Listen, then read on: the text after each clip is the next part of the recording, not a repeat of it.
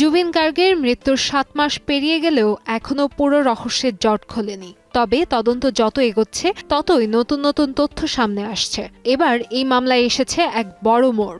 বর্তমানে fast track কোর্টে মামলার বিচার চলছে। এই ঘটনায় অন্যতম অভিযুক্ত হিসেবে নাম রয়েছে গায়কের ম্যানেজার সিদ্ধার্থ শর্মার।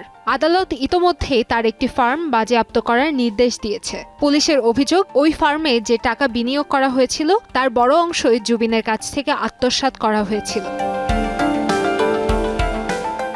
শুধু তাই নয়, আদালত আরও নির্দেশ দিয়েছে যে সিদ্ধার্থের নামে বা তার নিয়ন্ত্রণে থাকা ৬টি ব্যাংক অ্যাকাউন্ট ফ্রিজ করা হবে। বিচারক শর্মিলা ভূঁইয়া জানিয়েছেন, তদন্তকারী অফিসারের জমা দেওয়া নথিতে দেখা গেছে সিদ্ধার্থের আয়ের সঙ্গে তার খরচের কোনো মিল নেই। তদন্তে আরও উঠে এসেছে তিনি বিপুল পরিমাণ অর্থ আত্মসাৎ করেছেন। অভিযোগ রয়েছে, কালো টাকা সাদা করা থেকে শুরু করে অবৈধভাবে জুবিনের টাকা ট্রান্সফার সবকিছুতেই জড়িত ছিলেন তিনি।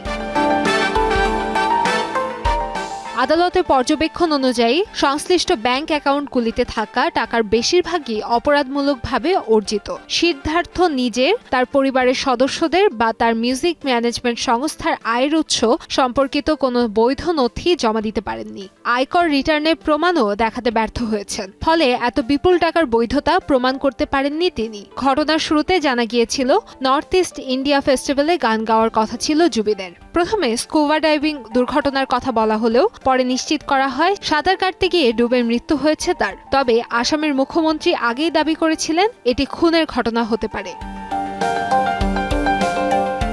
এই রহস্যজনক মৃত্যুর তদন্তে আসাম পুলিশের সিআইডির অধীনে একটি বিশেষ তদন্তকারী দল গঠন করা হয়। ইতোমধ্যে তারা গুয়াহাটির একটি আদালতে চার্জশিট জমা দিয়েছে, যেখানে ৭ জন অভিযুক্তের নাম রয়েছে। বর্তমানে অভিযুক্তরা বিচার বিভাগীয় হেফাজতে রয়েছেন। তদন্ত চলছে, আর সেই সঙ্গে বাড়ছে এই ঘটনার জটিলতা।